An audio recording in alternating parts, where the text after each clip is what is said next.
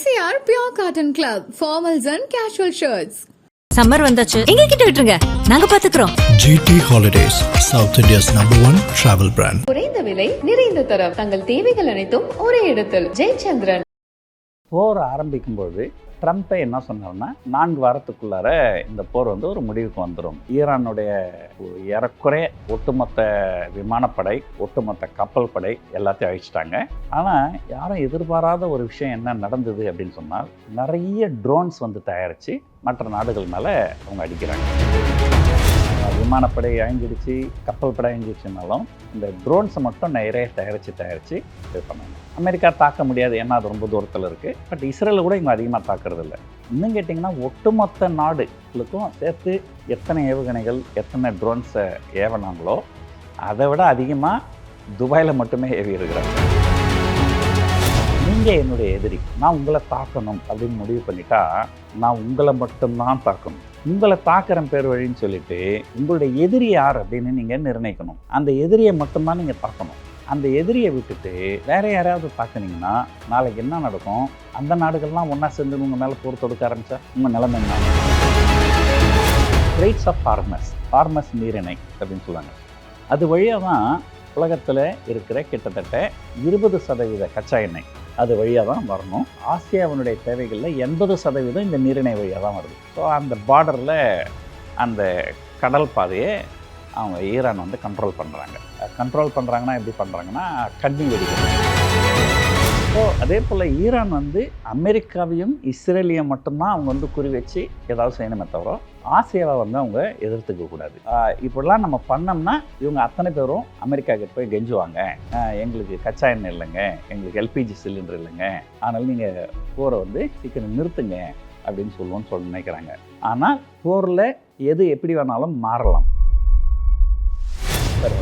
வணக்கம். இப்போ இருக்கக்கூடிய அந்த சூழ்நிலை அப்படின்னு பார்த்தா, துவக்கத்தில் அமெரிக்கா சொன்னது போல் இது சீக்கிரமாக முடிஞ்சிரும் அப்படின்ற மாதிரி இருந்தது ஸ்டேட்மெண்ட். ஆனால் அப்படி முடிகிற மாதிரி தெரியலன்றது தான் இன்றைக்கி இருக்கக்கூடிய நிலவரமாக இருக்குது. இது எதை நோக்கி போயிட்டுருக்கு? குறிப்பாக இந்தியாவுக்கும் இது எப்படி பொருத்தி பார்க்குறது? ஏன்னா ஏற்கனவே எரிவாயு சிலிண்டர்கள் தட்டுப்பாடு அப்படின்ற ஒரு பிரச்சனை ஓடிக்கிட்டு இருக்கு. இன்னொன்று எரிபொருள் கிடைக்குமா கிடைக்காதான்ற குழப்பத்தில் நிறைய மக்கள் பெட்ரோல் பங்க்லையெல்லாம் இருந்தாங்க அப்படின்றதெல்லாம் பார்க்குறோம். பட் இப்போ ஷார்ட் அவுட் பண்ணியிருக்கோம் அப்படின்ற மாதிரி இருக்குது நிலைமை. என்ன நடந்துட்டுருக்கு சார்? நீங்கள் சொன்ன மாதிரி போர் ஆரம்பிக்கும்பொழுது ட்ரம்ப்பை என்ன சொன்னார்னா, ஒரு 4 வாரங்கள் இந்த போர் நீடிக்கும், 4 வாரத்துக்குள்ளார இந்த போர் வந்து ஒரு முடிவுக்கு வந்துடும். இவங்க எதை வச்சு இதை சொன்னாங்கன்னா, எதிரியுடைய படைபலம், இவங்களுடைய படைபலம், இவங்க எந்த அளவுக்கு அவங்கள போராடி அவங்களுடைய நிலைகளெல்லாம் அழிக்க முடியும் அப்படின்றத வச்சு சொல்லியிருக்கிறாங்க. ஏறக்குறைய அது உண்மை தான். ஈரானுடைய ஏறக்குறைய ஒட்டுமொத்த விமானப்படை, ஒட்டுமொத்த கப்பல் படை எல்லாத்தையும் அழிச்சிட்டாங்க. ஆனால் பிரச்சனை எங்கேருந்து வருது? இவங்க எதிர்பார்க்காத என்ன விஷயம் நடந்தது அப்படின்னு சொன்னால், அவங்க வந்து நிறைய ஏவுகணைகளையும் ட்ரோன்ஸையும் மற்ற நாடுகள் மேலே ஏவி விடுறாங்க. ஏவுகணைகள் வந்து இவங்க எதிர்பார்த்தது தான். ஒரு ஏவுகணை தயாரிக்கிறதுக்கு உங்களுக்கு பொருட்செலவு வந்து நிறைய ஆகும். அதை எதிர்த்து அடிக்கக்கூடிய இன்டர்செப்டர் அதுவும் இவங்களுக்கு அதிகமாகும். ஆனால் யாரும் எதிர்பாராத ஒரு விஷயம் என்ன நடந்தது அப்படின்னு சொன்னால், நிறைய ட்ரோன்ஸ் வந்து தயாரித்து மற்ற நாடுகள் மேலே அவங்க அடிக்கிறாங்க. அந்த ட்ரோன்ஸை தயாரிக்கிறதுக்கு வந்து தயாரிப்பு செலவு ரொம்ப குறைவாக தான் ஆகும். ஆனால் அந்த ட்ரோனை வானத்திலே வழிமறித்து அதை தாக்கிறதுக்கு இன்டர்செப்டர் அப்படின்னு சொல்லுவாங்க, அது கிட்டத்தட்ட 10 மடங்கு செலவாகுது. அதனால் இப்போ என்ன நடக்குதுன்னா, ஈரான் விமானப்படை அழிஞ்சிடுச்சு, கப்பல் படை அழிஞ்சிடுச்சுனாலும் இந்த ட்ரோன்ஸை மட்டும் நிறைய தயாரித்து இது பண்ணாங்க. இந்த இராணுவ நிலைகள் இதெல்லாம் வந்து குறி வச்சு தாக்கினாங்க. இருந்தாலும் இந்த ட்ரோன்லாம் வந்து அவங்க வந்து ஒரு முக்கியமான இடங்களில் தயாரிக்க மாட்டாங்க. ஏதோ ஒரு கிராமத்தில் தயாரிப்பாங்க. நம்ம ரூரல் ஏரியாவிலேருந்தே அதை வந்து அனுப்புகிறாங்க. முக்கியமாக என்ன பண்ணுறாங்க ஈரான் அப்படின்னா, 2 விஷயங்களை பண்ணுறாங்க. ஒன்று, பக்கத்து நாடான United Arab Emirates, Dubai, Saudi Arabia, Kuwait இந்த மாதிரி நாடுகளை தான் அதிகமாக தாக்குறாங்க. இவங்கள கூட போர் புரிகிற இஸ்ரேலையோ அல்லது இவங்களோட போர் புரிகிற அமெரிக்காவையும் இவங்க தாக்குறதில்ல. அமெரிக்கா தாக்க முடியாது, ஏன்னா அது ரொம்ப தூரத்தில் இருக்குது. பட் இஸ்ரேலை கூட இவங்க அதிகமாக தாக்குறதில்ல. இன்னும் கேட்டிங்கன்னா ஒட்டுமொத்த நாடுகளுக்கும் சேர்த்து எத்தனை ஏவுகணைகள் எத்தனை ட்ரோன்ஸை ஏவனாங்களோ அதை விட அதிகமாக துபாயில் மட்டுமே ஏவி இருக்கிறாங்க.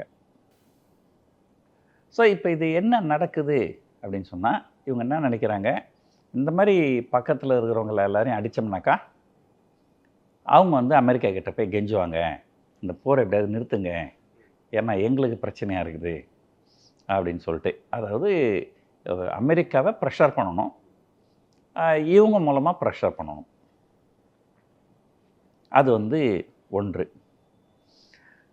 இரண்டாவது, பொதுவாக நம்ம வந்து என்ன பண்ணணும் அப்படின்னு சொன்னால், நீங்கள் என்னுடைய எதிரி, நான் உங்களை தாக்கணும் அப்படின்னு முடிவு பண்ணிட்டா நான் உங்களை மட்டும்தான் தாக்கணும். உங்களை தாக்குற பேர் வழின்னு சொல்லிட்டு மீடியாக்களில் இருக்கிறவங்களாமே மோசம் அப்படின்னு சொல்லிட்டுன்னு வச்சிங்களேன், அது உங்களை மட்டும் தாக்காது, உங்கள் ஒட்டுமொத்த இண்டஸ்ட்ரி. அப்போ அந்த இண்டஸ்ட்ரியில் இருக்கிற மற்றவங்க என்ன பண்ணுவாங்க, நீங்கள் எப்படிங்க மீடியான்னு நீங்கள் ஒட்டுமொத்தமாக சொல்லலாம், உங்களுக்கு அவர் மேலே பிரச்சனை இருந்தால் அவரை மட்டும் திட்டுங்க அப்படின்னு சொல்லிட்டு. அதே போல் தான் இந்த போர்லேயும் உங்களுடைய எதிரி யார் அப்படின்னு நீங்கள் நிர்ணயிக்கணும். அந்த எதிரியை மட்டும்தான் நீங்கள் தாக்கணும். அந்த எதிரியை விட்டுட்டு வேறு யாரையாவது தாக்குனீங்கன்னா நாளைக்கு என்ன நடக்கும், அந்த நாடுகள்லாம் ஒன்றா சேர்ந்து உங்கள் மேலே போர் தொடுக்க ஆரம்பித்தா உங்கள் நிலைமை என்ன ஆகும்? ஸோ இப்போதைக்கு ஈரான் பண்ணுற முதல் தவறு, சுற்றி இருக்கிற அருகாமையில் இருக்கிற நாடுகளை தாக்குறாங்க.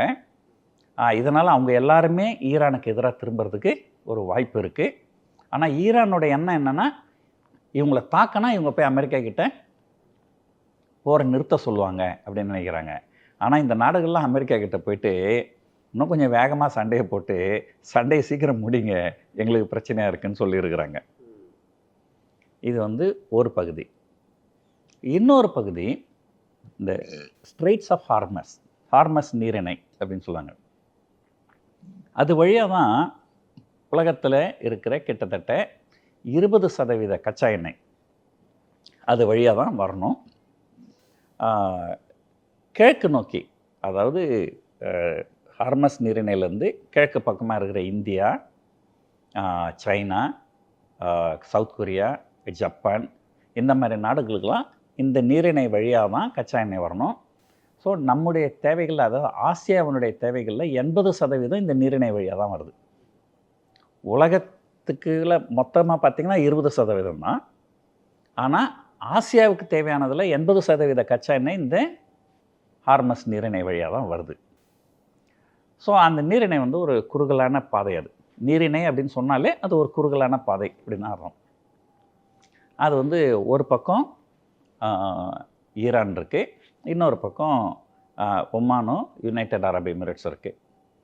ஸோ அந்த பார்டரில் அந்த கடல் பாதையை அவங்க ஈரான் வந்து கண்ட்ரோல் பண்ணுறாங்க. கண்ட்ரோல் பண்ணுறாங்கன்னா எப்படி பண்ணுறாங்கன்னா, கன்னி வெடிகள், கடலுக்கு அடியில் கன்னி வெடிகள் வச்சுருக்கிறாங்க. அப்புறம் ட்ரோன்ஸு, மிசைல்ஸு அதெல்லாம் அது வழியாக ஏதாவது கப்பல் போச்சோன்னா அந்த கப்பலை வந்து ட்ரோன் மூலமாகவோ ஏவுகணை மூலமாகவோ அதை அடிக்கிறதுக்கு பிளான் பண்ணுறாங்க. இது இல்லாமல் அவங்களுடைய பெரிய பெரிய கப்பல்களெல்லாம் வந்து அமெரிக்கா அழிச்சிட்டாலுமே சின்ன சின்ன போட் இருக்குது, அந்த போட்லேயே வெடி மருந்துகளை கொண்டு போகிறது, துப்பாக்கிகளை கொண்டு போகிறது அப்படின்னு அவங்க வந்து பயமுறுத்துகிறாங்க. இப்போது இந்த மாதிரி பயமுறுத்தும் பொழுது என்ன நடக்கும்னு சொன்னால், ஒட்டுமொத்த ஆசியாவும் பாதிப்புக்குள்ளாரும். அப்போ ஈரான் வந்து இஸ்ரேலையும் அமெரிக்காவையும் மட்டும்தான் எதிர்க்கணும். ஆனால் அந்த ப்ராசஸில் இவங்க என்ன பண்ணுறாங்க, ஆசியாவை வந்து அஃபெண்ட் பண்ணுறாங்க. So அன்இன்டெண்டட் consequences. ஸோ அதே போல் ஈரான் வந்து அமெரிக்காவையும் இஸ்ரேலையும் மட்டும்தான் அவங்க வந்து குறி வச்சு ஏதாவது செய்யணுமே தவிர ஆசியாவை வந்து அவங்க எதிர்த்துக்கக்கூடாது. ஆனால் இப்போதைக்கு அவங்க ஆசியாவை எதிர்த்துக்கிறாங்க. அகெயின் அவங்களுடைய எண்ணம் என்னென்னா, இப்படிலாம் நம்ம பண்ணோம்னா இவங்க அத்தனை பேரும் அமெரிக்கா கிட்ட போய் கெஞ்சுவாங்க எங்களுக்கு கச்சா எண்ணெய் இல்லைங்க, எங்களுக்கு எல்பிஜி சிலிண்டர் இல்லைங்க, அதனால் நீங்கள் போரை வந்து சீக்கிரம் நிறுத்துங்க அப்படின்னு சொல்ல நினைக்கிறாங்க. ஆனால் போரில் எது எப்படி வேணாலும் மாறலாம்.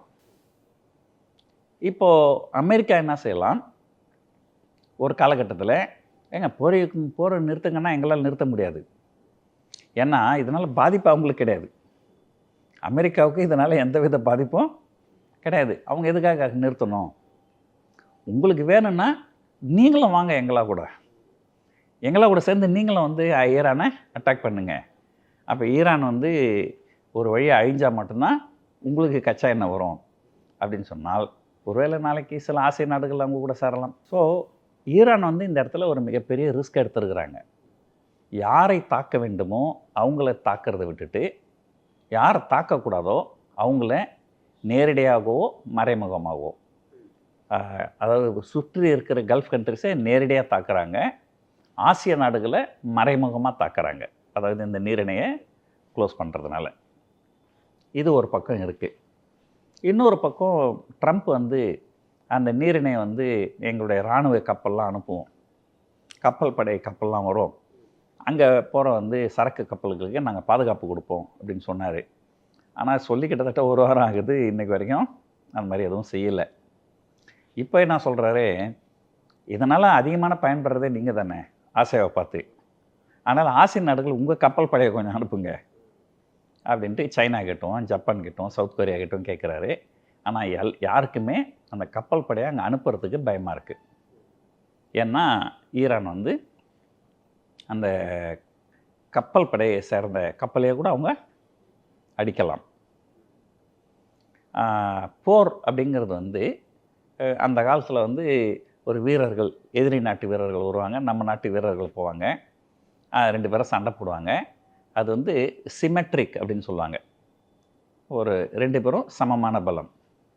ஆனால் இப்போ இருக்கிற போரெலாம் வந்து அந்த மாதிரி கிடையாது.